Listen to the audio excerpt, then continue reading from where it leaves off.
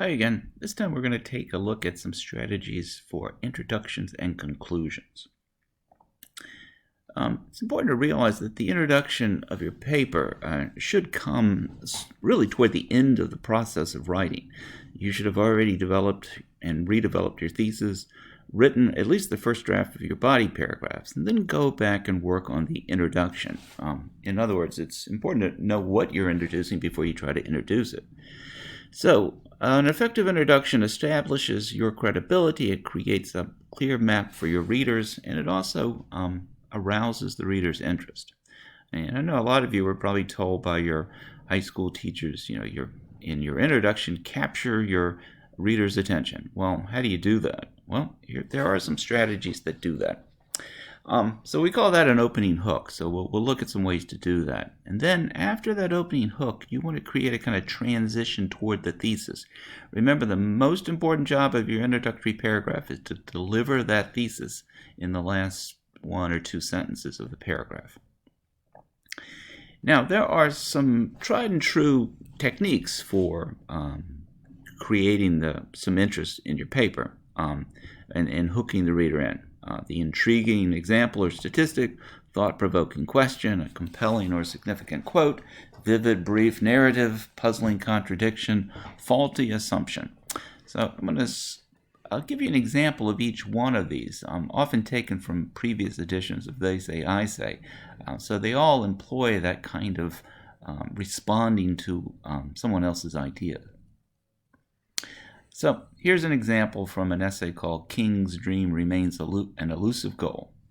5 decades after Martin Luther King's historic I Have a Dream speech in Washington, D.C., a survey by the Pew Research Center finds that fewer than half, 45%, of all Americans say the country's made substantial progress toward racial equality, and about the same share, 49%, say that a lot more remains to be done. So here are these statistics taken from polls of attitudes towards people. And the fact that 60 years have gone by almost since that historic speech that seemed to signal a change was coming, the change is not complete. So again, and you'll see that some of these employ kind of similar strategies or duplicate strategies. Here the statistics really get our interest, but the point is there's this contradiction between of what people think or maybe what we would expect to have happened by now. Here's some examples of the thought-provoking question strategy. I know a lot of writers like to use these. It's a strategy that often works. You just don't want to use it every single time. So let's see what we have here. Imagine that 7 out of 10 working Americans got fired tomorrow. What would they do? This is an essay about artificial intelligence. Who's better at chess, computers or humans? Another artificial intelligence article. How did French people eat so unhealthily, famously indulging in cheese, cream, and wine, but stay on average healthier than Americans? All right. Again, so those are questions that would certainly lead the reader to continue on for a few more sentences, at least till you get to the main point of the essay. There's the compelling quotation strategy. So in the famous words of Simone de Beauvoir, women are not born, they are made. The same is true for men. So again, we see that a strategy here where Beauvoir's quote about how culture shapes women was a kind of standard idea in the 60s, 70s, kind of revolutionary idea. This particular article about gendering applies it to boys as well as girls. There's the vivid, brief narrative. If you want to pause here and read through this, I won't read it for you. But you'll see that it is a story not necessarily related. It is an essay that is kind of pro-vegetarian, or at least against eating meat. But it begins with a very compelling story that draws the reader into a discussion about food. Using, in this case, the experience of a post-World War II Europe. Then there's the puzzling contradiction. The America I grew up in was a relatively equal middle-class society. Over the past generation, however, the country has returned to Gilded Age levels of inequality. This would be economic inequality. And again, there is this contradiction between maybe the America our parents and grandparents grew up in, and in ways in which the country has not changed for the better, but has actually gone back in some ways. So as time goes on, why has progress reversed itself? That's the contradiction there. And then maybe my favorite, the faulty assumption. Here's a case where you want to connect with what your readers think and then show them that that way of thinking is not always true, or maybe not completely true, or there's another way to see it. So this is an example that comes from our textbook written by one of the editors of They Say, I Say. It's an essay called Hidden Intellectualism. Everyone knows some young person who is impressively street smart but does poorly in school. What a waste, we think, that one who is so intelligent about so many things in life seems unable to apply that intelligence to academic work. What doesn't occur to us, though, is that schools and colleges might be at fault for missing the opportunity to tap into such street smarts and channel them into good academic work. So again, the first impression people have about these young folks is shown to be faulty. That's how this technique works. And it's, if you stop and think through your topic, and especially what, some people, their sort of knee-jerk reaction to a topic, if you can play against that, that's an effective starting point. Now let's talk about the transition from the attention grabber to the thesis. So here's an opening paragraph for a essay on prison reform. And you'll see the opening move is that sort of curious contradiction. The United States has both the highest homicide rate and the highest incarceration rate in the developed world. No country comes close on either score. One reason, we do a lousy job of managing offenders when they aren't in prison or jail. So the opening move then is that kind of contradiction between the idea that we have such a high homicide rate, but we have such a high rate of locking folks up.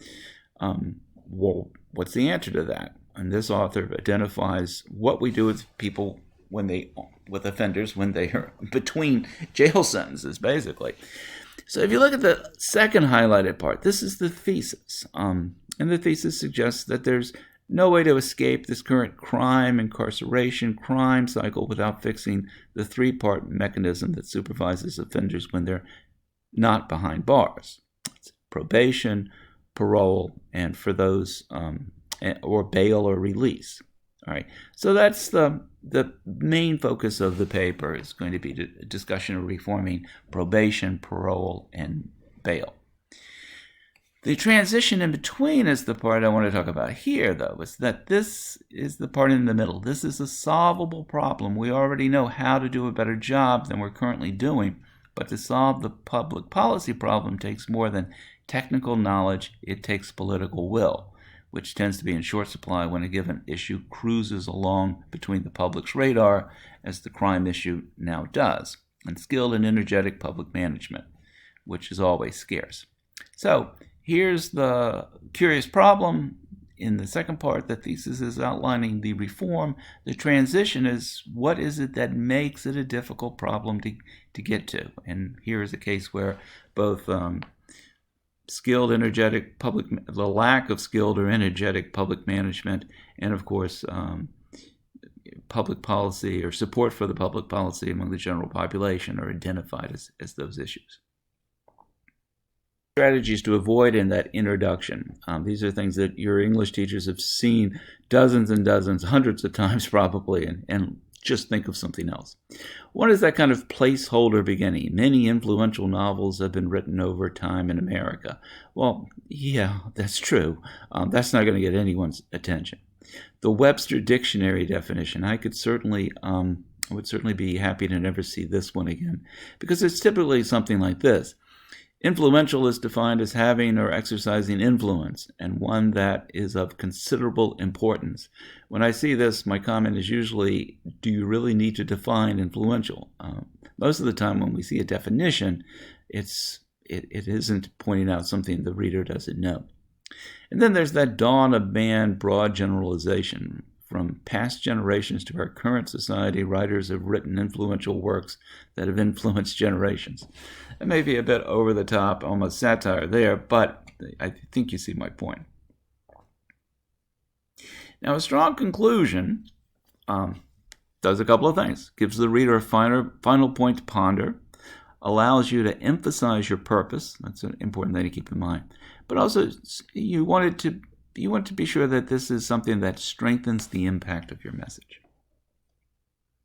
So here are some strategies for getting out of an essay.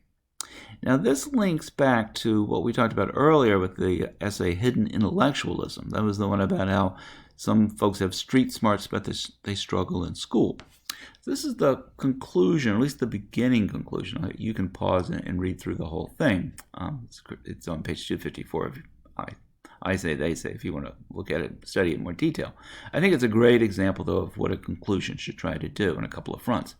If I am right, then schools and colleges are missing an opportunity when they do not encourage students to take their non-academic interest as objects of academic study.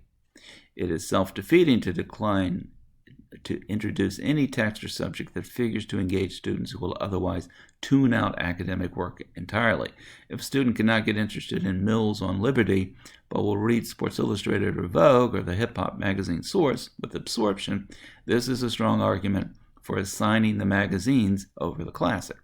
All right. And I'll let you read the rest of it if you want.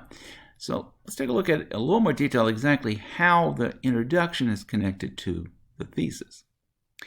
So what the writer's doing is framing the paper, returning to a key idea from the introduction or the strategy used in the introduction to bring the reader sort of a full circle so your topic has this strong sense of closure.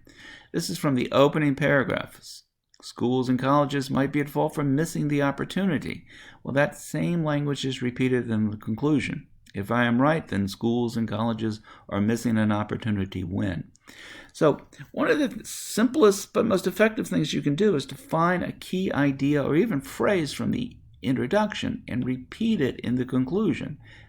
If it resonates in the introduction, it's certainly going to be recognized by your reader in the conclusion. You may want to restate your thesis. Don't repeat it. Don't copy and paste your thesis in the exact words. But here, from that one on prison reform, the bottom line is that drastically reducing both crime rates and the number of people behind bars is technically feasible. That's a point from the thesis, right? Whether it is politically or organizationally feasible to achieve this remains an open question. Well, that's a direct reference to that transition part of that first paragraph. It will be tragic if the policies prove prohibitive, but it would be genuinely criminal if we didn't even try. Nice play on words there. Now, one last thing to keep in mind with the conclusion is that you might give your readers a challenge to act. Some topics, especially a kind of persuasive essay, conclusions might encourage readers to act on behalf of the issue or proposed solution, or even asking them to change the way they think about an issue. Here's an essay sort of in favor of immigration written from a conservative viewpoint by someone who had been an ambassador in India. He writes, "My experience in India reinforced the perspective of America's image as a country of tomorrow.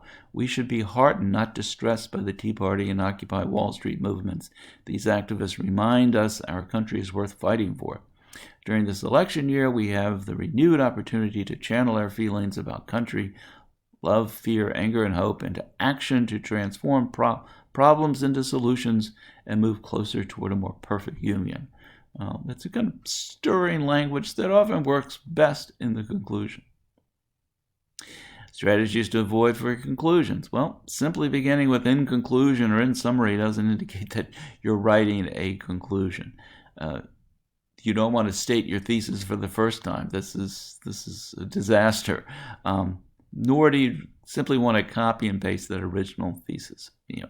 Restate it, especially in light of the evidence you've shown. You certainly don't want to introduce a new idea or line of reasoning in the conclusion. And of course, repeating your thesis exactly, just don't copy and